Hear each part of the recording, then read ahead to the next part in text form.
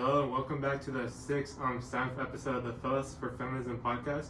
Today we'll be discussing the text "Can the Rain" by Ernest Hemingway, "A Night in New York" by Edward Hopper, and "The Short and Happy Life of Francis Macomber." Today we've got some questions that we will all be discussing about, starting with the question: do the texts we've studied emphasize the idea of equality between sexes, or which ones do and which ones don't? Maxwell, I want to start with you.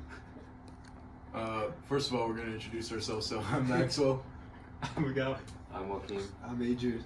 And I feel as though some of this text we've studied, and you guys are welcome to join in, but I feel like "Cat in the Rain" is one of the texts that really emphasizes the idea of equality between sexes, as the woman, she kind of like grows bored of her life and kind of reaches a state where she wants to escape and be just as free as the man she's currently with. But I feel like in other texts, to answer the don't part, I feel like other texts such as "The Short Happy Life" emphasize the idea of gender inequality or power imbalances within a relationship and how that kind of plays out through Margot and Francis. Yeah, I mean, I feel like in Cat in the Rain, especially, she just wants to escape. She wants to escape from the relationship. She feels disillusioned, essentially, in Cat in the Rain. And the cat pretty much symbolizes what she desires in life. And then the rain is really, it's a symbol for her emotions and how she isn't happy in her relationship. And she just wants to leave it.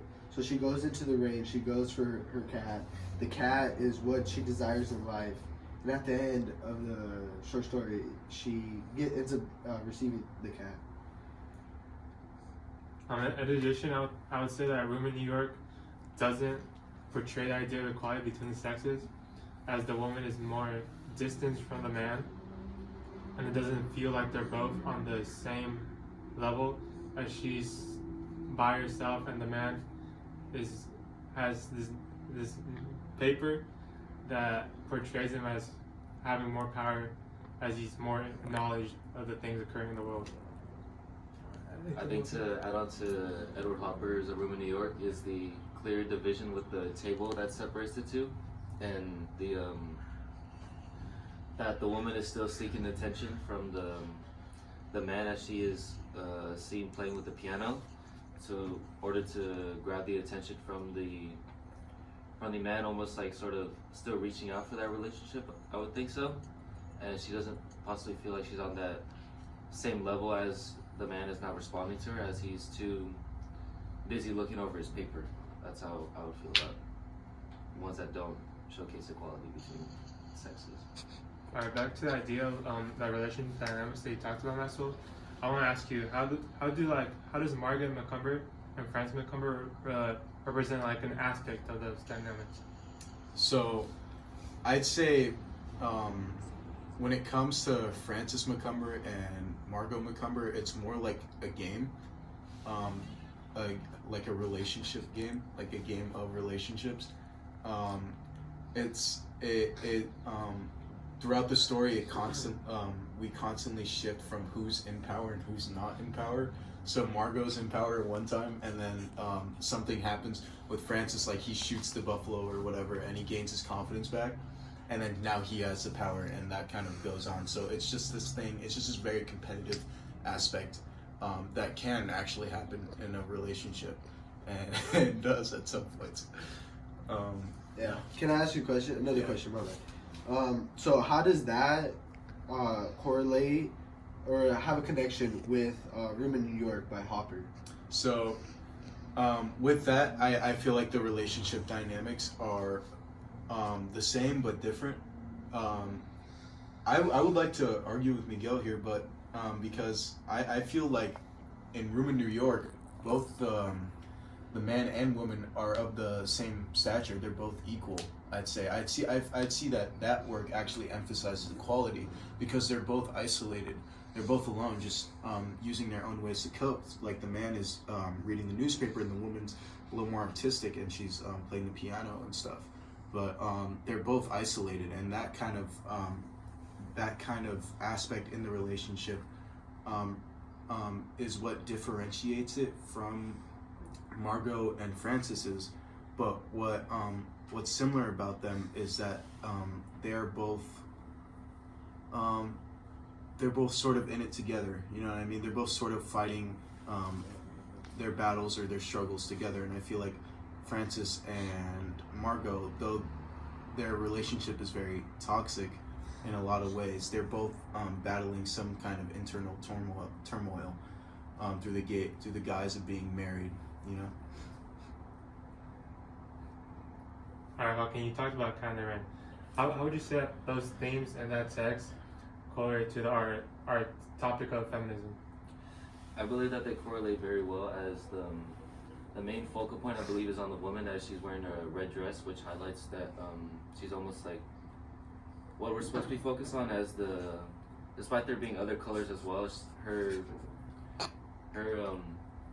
red dress really stands out and is the main focal point, I would say.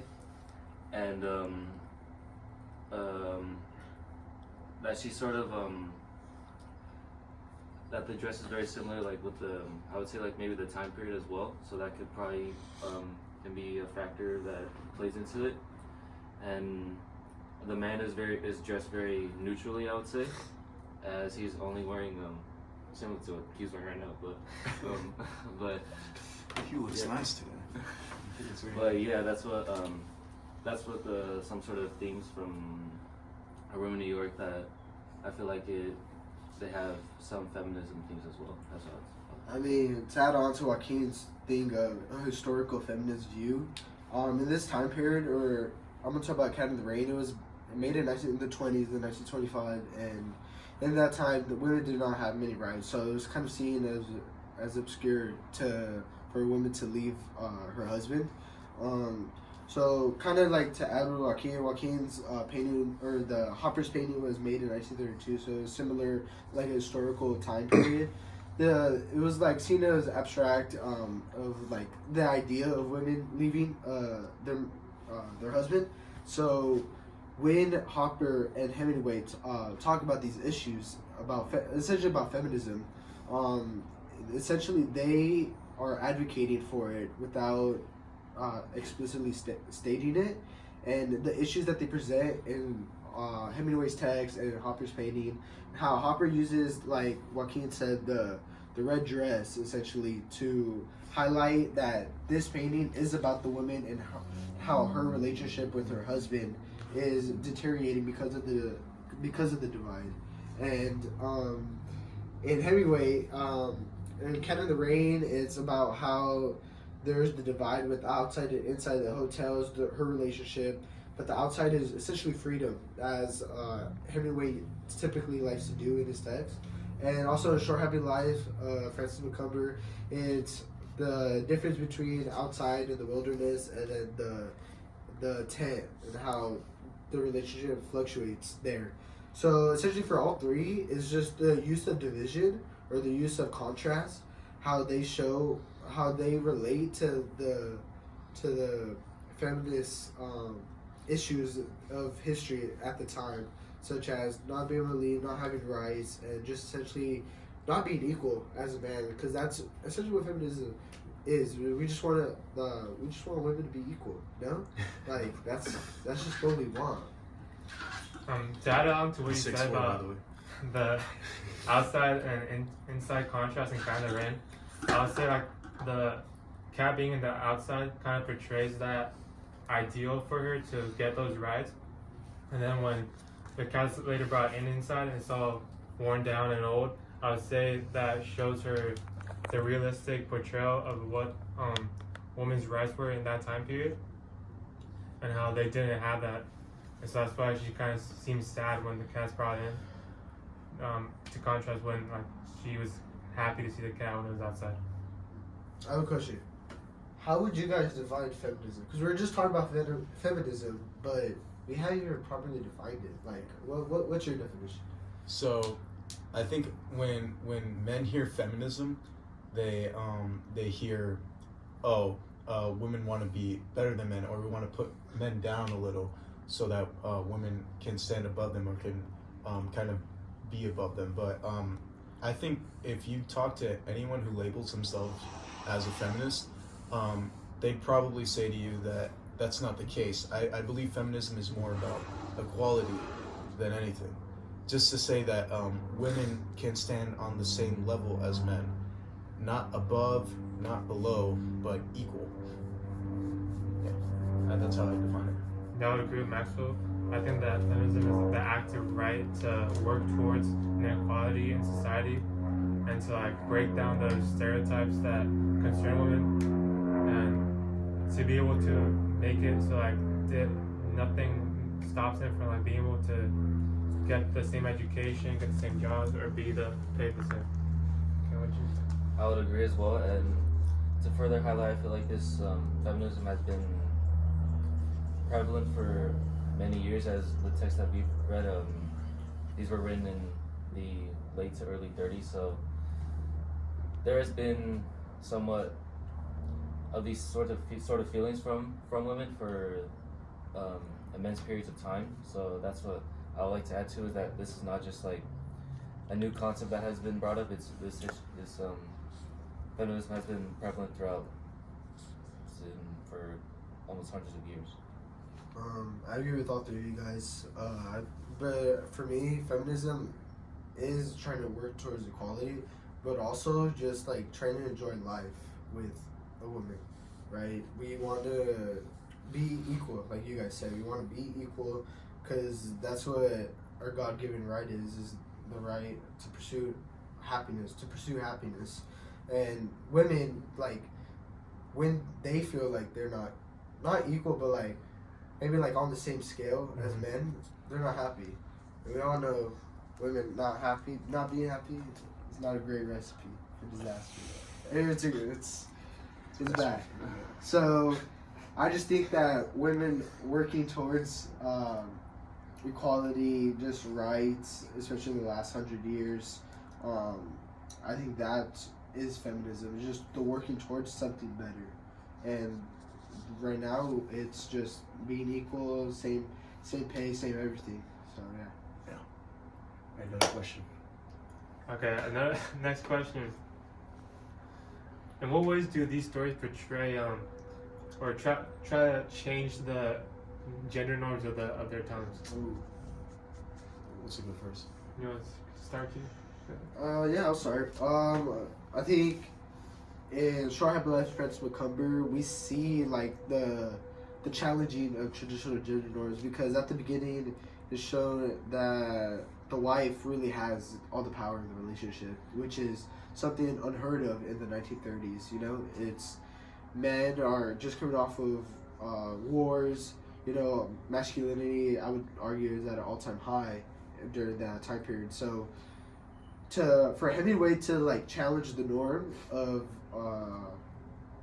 challenge the gender norm of like women being inferior in a relationship, I think it's instrumental in trying to advocate for feminism without obviously not like explicitly saying it, because so essentially it's just unheard of to portray women like that. And in Captain the Rain and in Room in New York, it just highlighting the women and how what they want is important. Like what women want, it's important in life. That's what feminism is just working towards something better. And I think that's what both artists are trying to do. I'd say Hemingway, I wouldn't proclaim him as a feminist. I don't think he's really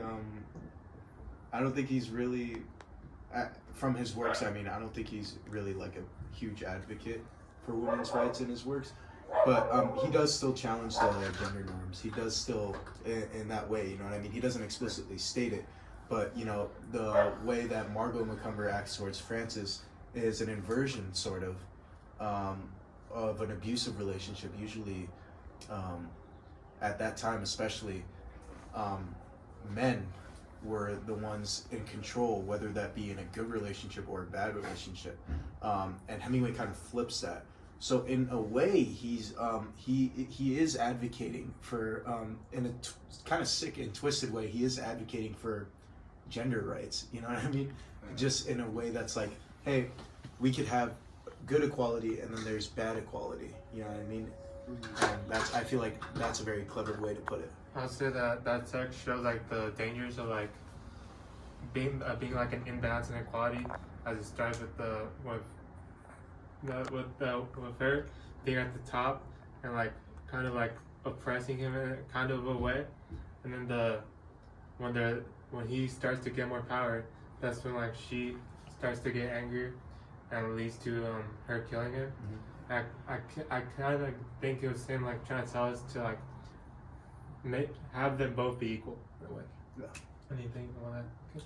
Well, I think one of the texts that really emphasized the change of gender norms is within Cat in the Rain, as the woman is making efforts to change her appearance, talking about like how she can change like her hair, her hairstyle, or to, sort of to, I guess, go against what is what women typically wore, I guess, during the time maybe, and she sort of wants I guess, to feel more empowered within a relationship, as she feels as though that she's under the man and that she's almost like somewhat of a servant towards him, and the rain reflects that. So that's why I wanted to also add to how gender norms can be portrayed. All right. Thank you for sitting with us. Talk about feminism. Thank you guys.